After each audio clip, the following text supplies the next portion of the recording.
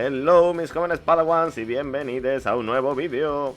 Hoy vamos a hablar de la dictadura franquista, esa etapa tan chunga de la historia de España que se produjo entre 1939 y 1975.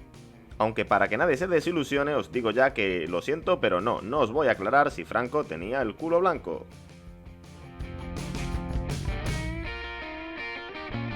Del régimen franquista, lo primero que tenemos que decir es sin duda alguna que se trató de una dictadura militar, en la que no había constitución, no había elecciones y por supuesto no había ningún tipo de libertad.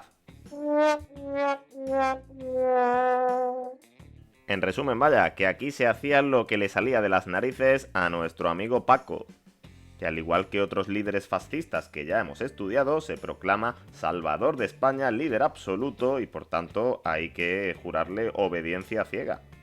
Una segunda característica destacada del franquismo es la gran involución social que se produce en España durante su desarrollo. ¿Y qué es una involución? Pues lo contrario de una evolución, que vamos para atrás como los cangrejos en vez de ir para adelante. Así se van a exaltar valores muy tradicionales de la sociedad española, como un catolicismo extremo o unos roles muy marcados de la mujer como ama de casa y criadora de los hijos e hijas. Tampoco podemos olvidarnos de la grandísima cantidad de personas que tuvieron que abandonar el país por no estar de acuerdo con estos valores que promulgaba el franquismo. Y es que otra característica a destacar de esta simpatiquísima dictadura es la represión precisamente hacia todas las personas que pensaban diferente. Así, mucha gente va a ser juzgada por sus valores políticos, comunistas, anarquistas o militantes de izquierda, pero también por cosas tan naturales como su identidad sexual. La homosexualidad, por ejemplo, va a estar muy reprimida durante toda la dictadura. Los franquistas, por supuesto, decían y siguen diciendo que se trataba de justicia.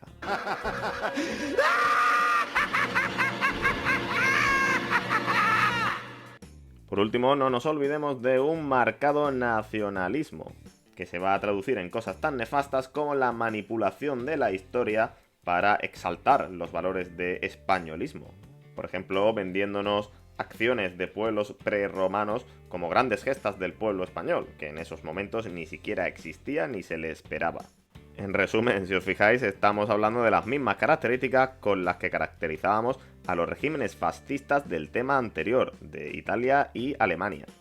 Ojo, y esto no lo digo yo porque sea un triste rojo, sino que lo dijo la Organización de las Naciones Unidas en el año 1946, recomendando a todos los países democráticos que cortasen sus relaciones diplomáticas con nuestro país, por tratarse de una dictadura fascista que había sido impuesta al pueblo español y que había sido aliada de Hitler y Mussolini. Toma castaña. La primera etapa de la dictadura franquista fueron los años de posguerra, es decir, los años que siguieron a la Guerra Civil Española.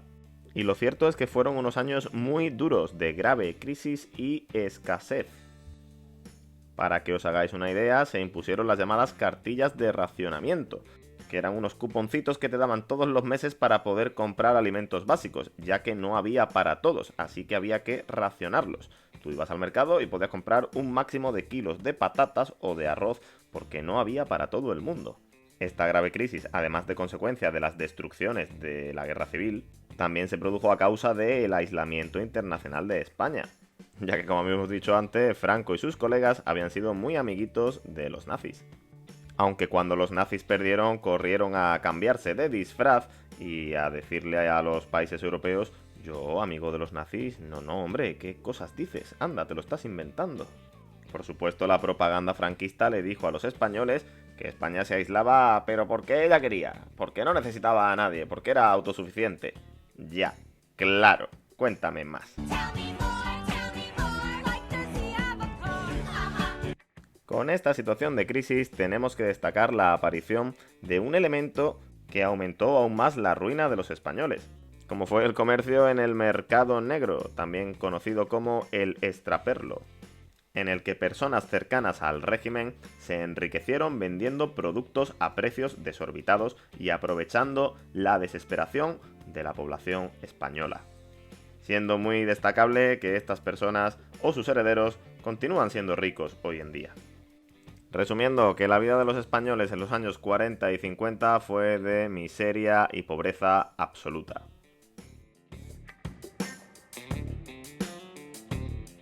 A partir de los años 60, España comenzó a vivir un impresionante crecimiento económico, que por supuesto los políticos franquistas se atribuyeron como un gran éxito de sus políticas. Pero lo cierto es que este crecimiento tiene muchos matices y muchas consecuencias en la España futura y que llegan hasta nuestros días. Para empezar, se trató de un crecimiento vinculado a una situación económica internacional que era la hostia, y que fue de gran ayuda al crecimiento español. En segundo lugar, se trató de un crecimiento con graves desequilibrios.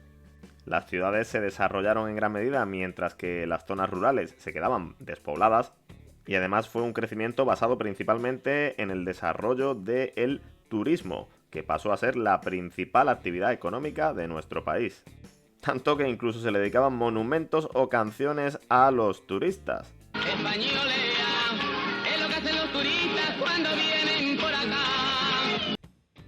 El crecimiento económico también estuvo vinculado a una intensísima emigración.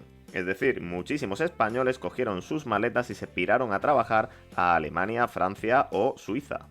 Porque aquí no había trabajo para ellos. Si se hubiesen tenido que quedar, se hubiesen quedado en el paro y ese crecimiento económico hubiese sido otra cosa. Por suerte, nadie les dijo eso de inmigrante, vete a tu país. Todo esto se vio beneficiado por el intento del franquismo de seguir disfrazándose y esconder al mundo que se trataba de una dictadura criminal, llegando ellos mismos a definir a España como una democracia orgánica, GG. Esto por supuesto no se lo creyó nadie, pero la dinámica internacional de enfrentamiento entre capitalismo y comunismo convirtió a Franco y a España en un aliado deseable para Estados Unidos y el bloque occidental durante la Guerra Fría. Si no sabéis lo que es la Guerra Fría, buscadlo, que todavía no hemos llegado a ese tema. Pasado todo este periodo de crecimiento económico, la dictadura franquista va a empezar a resquebrajarse a partir del año 1973. En el que comenzó una nueva crisis mundial del capitalismo que arrastró a todos los países vinculados al mismo. Además, el gran éxito económico del franquismo fue al mismo tiempo su principal tumba, ya que trajo consigo una importantísima modernización social, ya que la llegada masiva de turistas permitió ver al pueblo español que era posible vivir de otro modo y con mayores libertades. Así, poco a poco comenzaron las movilizaciones obreras, huelgas estudiantiles y también la violencia política por parte de grupos izquierdistas y sobre todo ETA, una organización vinculada al nacionalismo vasco, que llevó a cabo atentados tan importantes como el del almirante Luis Carrero Blanco, mano derecha de Franco, al que le pusieron un bombazo de dimensiones épicas que hizo que su coche se empotrase en la azotea de al lado.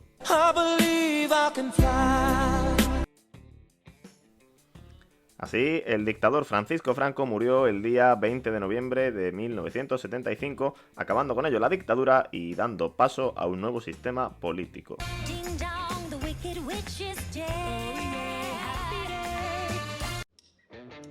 Y mientras en España escuchábamos canciones como ese españolear que os he puesto antes, en Europa ya andaban escuchando Led Zeppelin.